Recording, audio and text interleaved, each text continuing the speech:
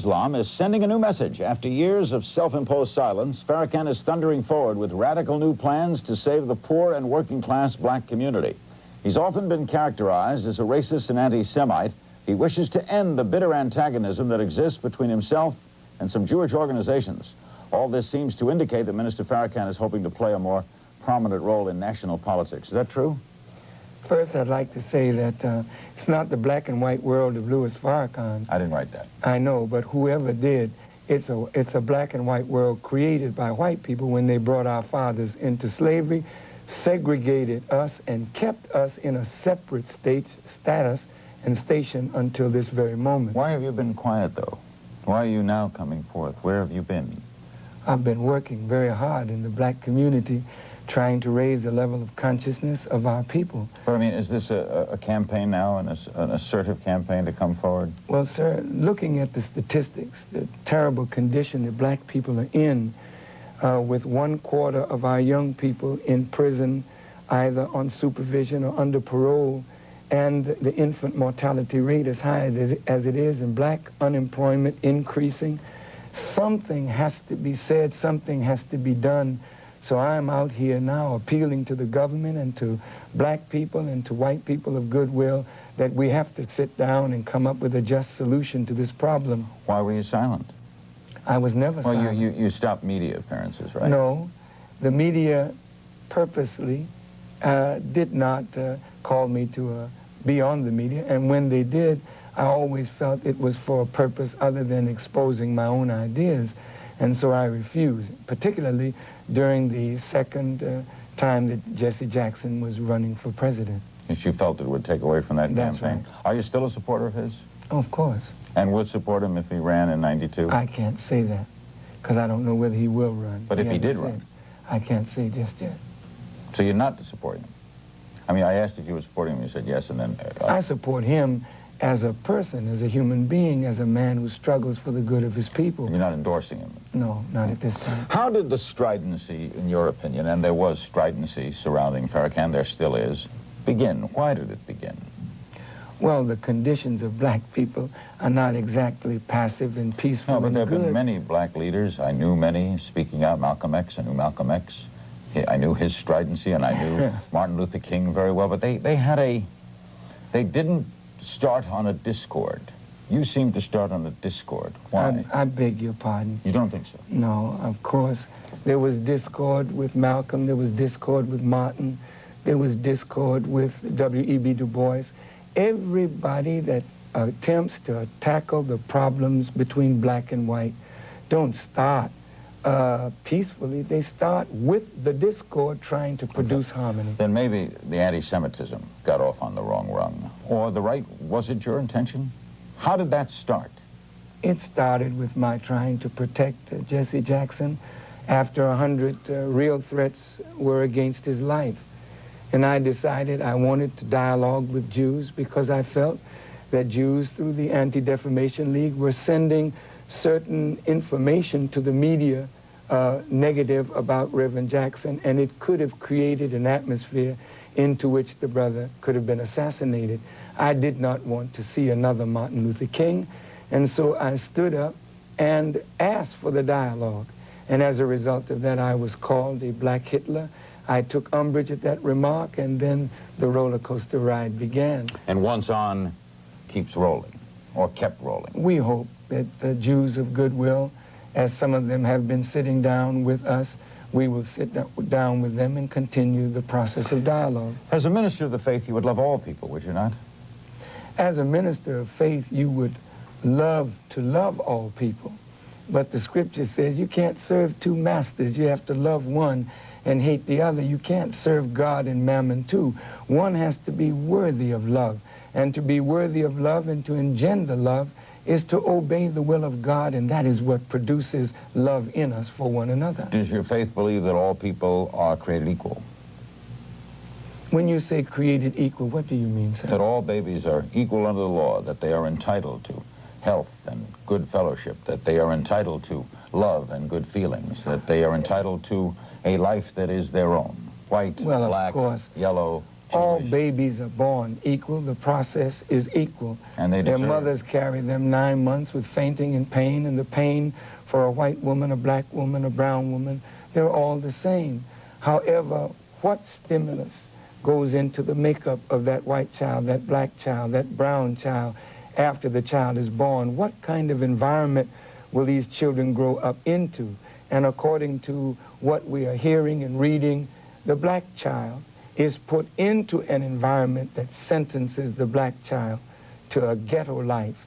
And they are saying, according to their statistics, that blacks will never, at the present rate, reach parity with whites. Now, do you feel the same about Jews who had that ghetto life in England, Irish who had potato and famine in Ireland, Chinese with too many in the families, and hardship in China? Do you feel the same about them? They used a certain law and principle to lift themselves from their condition, and we applaud that. We can't say that the Jews are suffering in America, not in Mexico, not in England, not in France. Nowhere where Jews are today, except in Russia, do we find Jews suffering. But black folk in America, blacks in the Caribbean, blacks in Africa are suffering. And we need to understand the principles that others have used and use those same principles to get ourselves up out of this condition. Why should there be any discord between Jews and blacks, since both have seen prejudice face up through a lot of their lives, and they've always been intersupportive of each other? Jews were major supporters of the civil rights movement. As long as our interests converged, blacks and Jews always have worked together. Always. But when the interests of blacks and Jews were diametrically opposed, Jews followed their self-interest. Example. And of course, in the Baki decision, you know, Jews did not follow the thinking of blacks in the Baki decision. Many Jews supported that. Well, support, you mean affirmative action? The quotas. Jews have always fought against quotas. Blacks wanted quotas.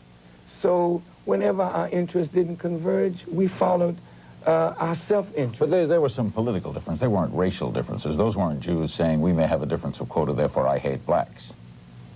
Well, neither are we saying right. that. So then why should there be any discord between the Jew and the black? Well, look, the relationship between blacks and Jews is not the best relationship. It has not been. Otherwise, blacks and Jews would not be meeting around the nation trying to find out what went wrong with the relationship. Louis Farrakhan did not end the relationship between blacks and Jews, but after the death of Martin Luther King and the breakup of the civil rights movement, many Jews who were the strong supporters of the civil rights movement and civil rights organizations began to follow their own concerns, and the civil rights organizations began to die from lack of attention, lack of support from within. And so after Farrakhan began to speak and we got into the black-Jewish controversy, then the Jews began to come back to blacks to sit down and dialogue to say You think what you've went inspired wrong. a reunity? I think we've inspired a dialogue, and that is good. We're not against blacks and Jews having a relationship, but what we want is a new relationship, not a relationship structured on a master-slave kind of relationship. We want a relationship structured on equity and justice, based on mutual respect. We'll be right back with Minister Louis Farrakhan. We've got other bases to touch, and we'll take your phone calls, too. Siskel and Ebert still to come. 1 week from tonight in New York, an hour with Governor Mario Cuomo. Don't go away.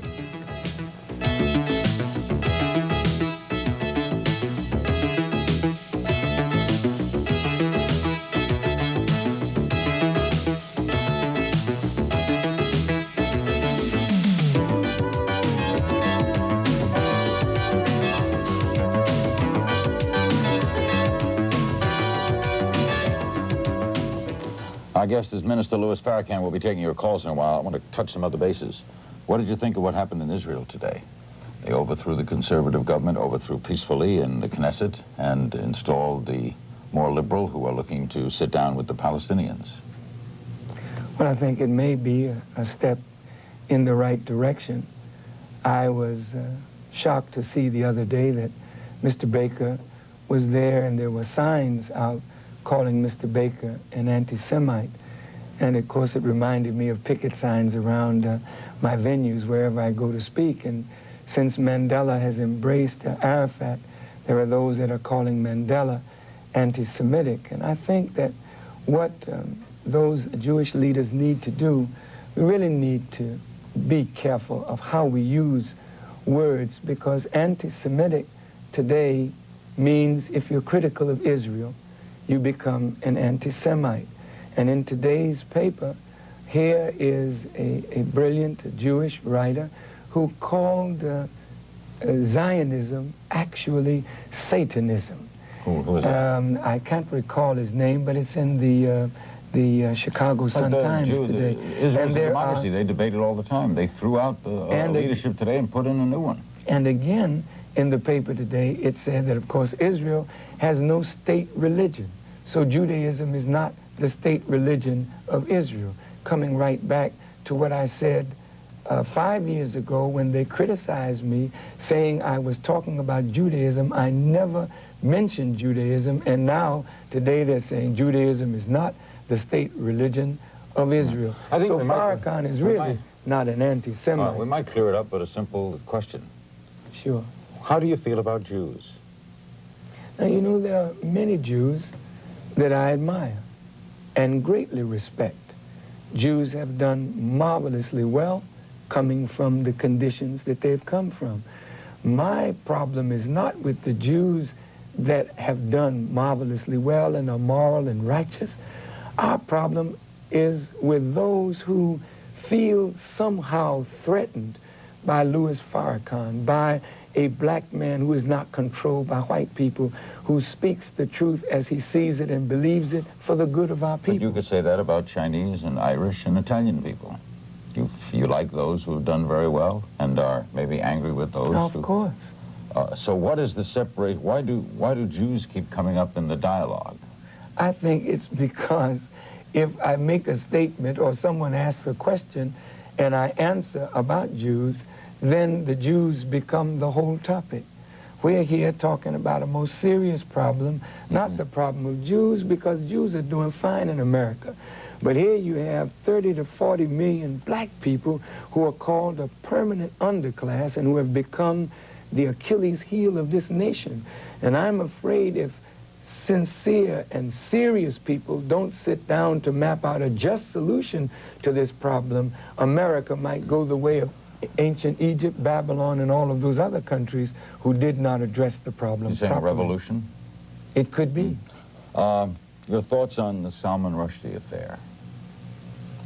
Well, I think personally that, you know, words, when a person uses words to condemn, the Quran teaches us to argue with them in the best manner. And if Salman Rushdie used words, why should someone use bullets? Use words to condemn words. Use a stronger argument to defeat a weaker argument. So you don't No. join those who threaten him? No. Let's take some calls for Louis Farrakhan. Los Angeles, hello. Yes, Mr. Farrakhan, my question is to you. Why do you feel that blacks are the superior race? On the contrary, blacks in America have been in quite an inferior position and condition, and we remain that way today. But what you think as a superior is that your own scholars admit that white people come from black people. And that means that if we can produce you and you cannot produce us, then genetically we are superior in that we are your producer, not you White ours. people come from black people? Oh, yes, sir. We are your father and your mother, and that is a fact. And where do black people come from? We come from the originator of the heavens and the earth. Who is black? Huh? He is black, or she is black. Oh, I don't say the color of the originator. Well, why would color make any difference anyway?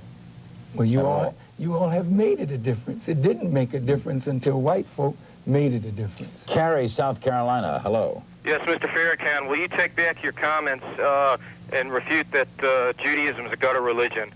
I never said that. I never said Judaism was a gutter religion.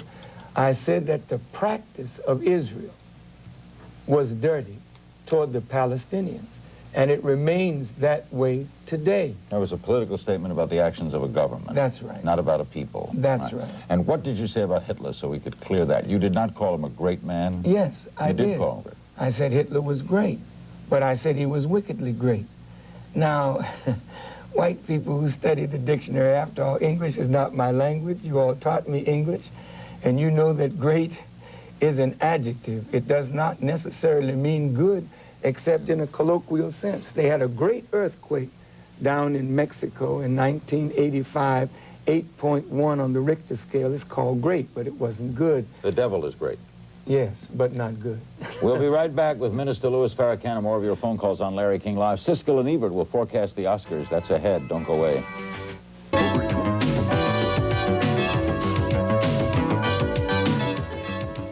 With Minister Farrakhan, do you still favor a separate black state? I think that blacks are already separate, and the condition is so terrible that the Kerner Commission said that if by 1985 meaningful integration had not come about, and in the cities there was approximately 21.5 million people, which they projected it would be, that integration would be totally impossible. And now what the Kerner Commission predicted has come to pass. There are over 21 million blacks in the ghettos. We are poorer, sicker, dying, and destroyed with drugs and crime. So there are only two alternatives. How is America going to deal with blacks since we can't now be integrated? Either we are separated or annihilated. And the annihilation part is a very dangerous, dangerous probability. I think we ought to talk about separation. You don't think there's a concentrated effort to annihilate, did you?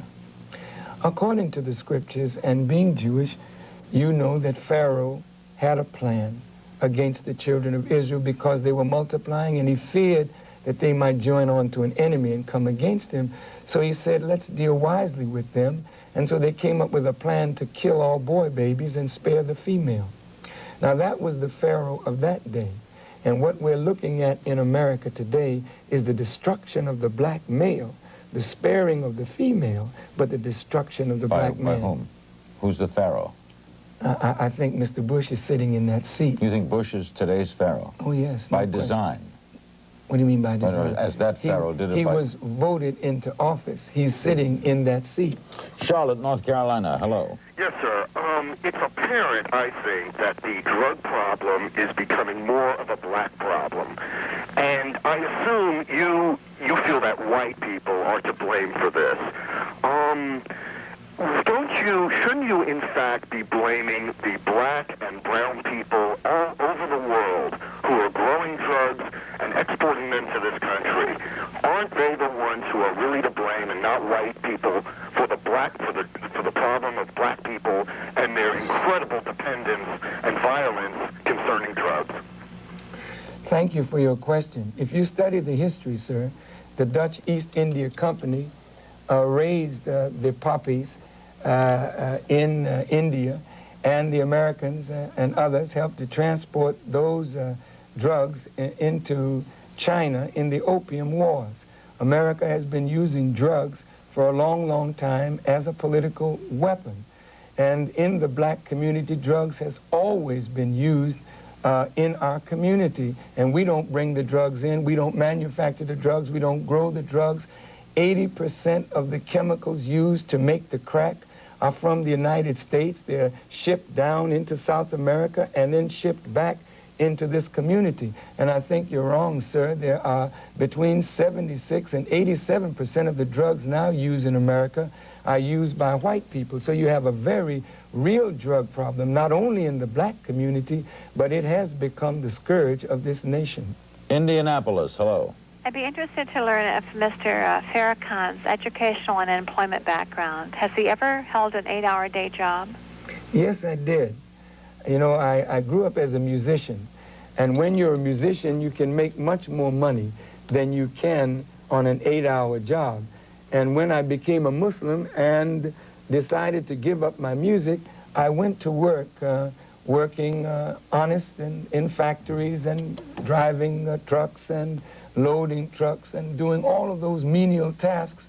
And they used to tell me I had too much education for the kinds of jobs that I was being given. So I don't know. I became a teacher, and I'm working full-time now on the resurrection or the rise of black people. And that's a hard job. I don't know if the caller was implying that ministerial work is not work. I guess she thinks Billy Graham doesn't work, or the Pope doesn't work. I guess you have to have a real job. We go to Tidewater, Virginia. Hello. Yeah, Louis, your credentials as a peacemaker are not very good in view of the strife and division that you created in your own black Muslim community. I understand that your group is much smaller than the group headed by the son of Elijah Muhammad, whom you split away from. If you can't promote unity among your own fellow black Muslims, how are you going to promote it among Christians and Jews? All right, I got to take a break in 30 seconds. I've got to say that's a very hypocritical thing. Martin Luther pulled away from the Catholic Church, and they pulled away from the Greek Church, and you all have been pulling away from each other for years. How dare you, in that hypocritical way, say that we can't have honest differences? Imam Warithuddin and I have an honest difference, but we are brothers, and we respect each other. Let's take a break. That's more than I can say for you. We'll come back and take some more calls from Minister Louis Farrakhan, then we'll meet Siskel and Ebert. This is Larry King Live in Washington. Don't go away.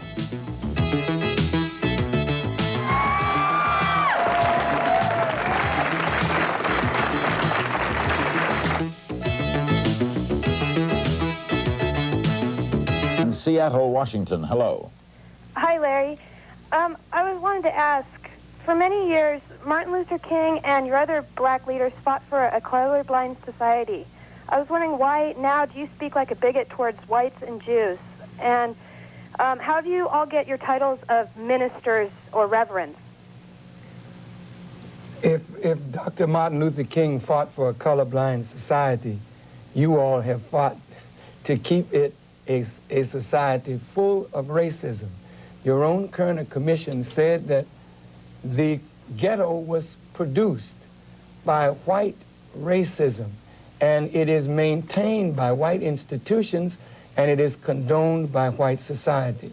I would appeal to all who are listening to look at the governments that tumbled down in Eastern Europe so quickly, and no member of the intelligence communities of East or West could predict it. We are sitting on a time bomb here in this country, and those of us of goodwill, those of us who want to sit down and dialogue, let's do so in a hurry and find a solution to a very real problem. Lebanon, Pennsylvania, hello. Good evening, Larry, and first of all, I want to thank you for having the only talk host show worthy of my time and a lot of other people's time. Thank you. And my question to Mr. Farrakhan is, what advice would he give the thousands of white Americans like myself who have been discriminated against because of affirmative action? You know, anytime someone has helped to build your country and has been set at naught, worked for 300 years for no pay, and actually became voluntary servants after they were so-called set free. And here's a present generation of whites who really don't know what happened to us and why we have suffered as we've suffered, but you are not willing to suffer one little bit of privation to see a segment of what you call your own American citizenry come up to par. And that's why we say separation is the answer, because it appears that we will never reconcile our differences as long as you don't want any pain, but you've accepted all that our slave labor has caused you to have. Washington, D.C., hello. Yes, the question is, Minister Farrakhan, there are many black people who love and respect and honor the teachings of the Honorable Elijah Muhammad. One of the problems that they have is the assertion that the white man is the devil. Can you please clarify that for our people? And also, brother, we love you. Keep up the good work. Assalamu alaikum. Thank you. You know, the word devil means a wicked person. It has a scientific meaning, which we don't have time to get into tonight. But the Honorable Elijah Muhammad raised that name, devil, so that America could see herself in the light of truth and measure herself by the criterion that measures good and evil. And that criterion is the divine law of God. And when America is measured against that criterion and sees herself as she is, then perhaps she will make a change for the better. Newport Beach, California. Hello. Hello, Mr. Farrakhan. I support almost everything you stand for. I'd like to know, because of the times I've gone to see you talk and all the hatred that's coming from the outside protesters, do you fear for your life at times? No, I'm not afraid for my life. I'm more afraid for your life than I am for mine, because America is sitting on a time bomb. The black community can explode. And what good would it do if we shed each other's blood when we have enemies all on the outside of this nation waiting for the fall of America? I think the wise thing to do while there's time is let's sit down and work out an equitable and just solution to this problem. Kansas City, but you don't worry for personal sake. No, sir. But you do have a lot of people around you. Certainly. I mean, you're well so protected. does the Pope, so does the President, so does any intelligent person, and you would do well to have some security too. You think I should have security? Of course. Kansas City, Missouri. Hello. Hi, Larry. Hi, Lewis. Lewis, Hi. I love No, I never think about that. Go ahead. I liked seeing you on Donahue. That was the first time I've really ever was able to hear you. I have one question. What do you think about integrated marriages? I don't approve of them, but I know that love can transcend color. If it's genuine love, what can we say? But if it is this sick kind of marriage that a black person is running away from self and can't find any root in himself to marry one of his own women or one of your own, fascinated by us, wants to marry us, I don't approve of it. I don't think it's good for race relations. New Orleans, hello. Yes, I'd like to say that I've seen the interviews that the Minister Farrakhan did with Phil Donahue, and I was really enlightened as to his beliefs and the way that he thinks. Mm-hmm. And the thing that stuck most in my mind is, how can he sit there and say the things that he says, and one, say that he wants equality for all people, and two, how can he sit there and put himself off as anything else except a racist? Well, I don't know how he could answer that. It's a rather rhetorical question. You do not consider yourself racist. You don't consider your race superior to another race. I consider myself a man that is passionately concerned for the pain and suffering of my people. I don't consider that racism, nor would I condone putting another human being at a disadvantage to make my people advantaged. Wilburn, Massachusetts, hello. Yeah, I'd like to know what the guest thinks about the origin of the AIDS virus. Does he think that it was here all the time, or does he think it was created by the defense industry and was, as the Washington Post reported about 2 years ago in February, created by the defense... AIDS. I do feel, according to what I have read, that it is a manufactured virus. It's not a natural virus. I don't know who, but in an article that's called Who, it says it was manufactured by the World Health Organization right out here in Virginia. For what purpose? For the purpose of decimating human beings. And we blacks suffer from this AIDS virus more than anyone else. Last call, Calgary, Alberta, Canada. Hello. Hi, I would like to ask your guest tonight why it is that he compares his people to the Jews. When the Jews were in the ghettos, they climbed their way out, and now they're integrated into society, although they had prejudice against them. We covered that earlier. Of course, the Jews Well, you know, the Jews climbed their way out. First of all, you've had Moses and all of the prophets. You have an advantage. You have divine guidance. You're looking at a people who were stripped of everything of our own that ties us to our own kith and kin in Africa, and then for 300 years were denied the human right to know, to read, to write, to learn. And 100 years ago, you let us go, and we became Christians, and you educated us, but you never allowed us to get the knowledge of ourselves where we could do for ourselves what the Jews did for themselves. And now that I'm here as a student of the Honorable Elijah Muhammad to give that kind of knowledge, you paint me as everything evil. Why? Because you're afraid that black folk will come together and do for themselves what you have done for yours, and you might lose a slave. Thank you, Minister. Our guest has been Minister Louis Farrakhan. We'll be back with Siskel and Ebert on Larry King Live. Don't go away.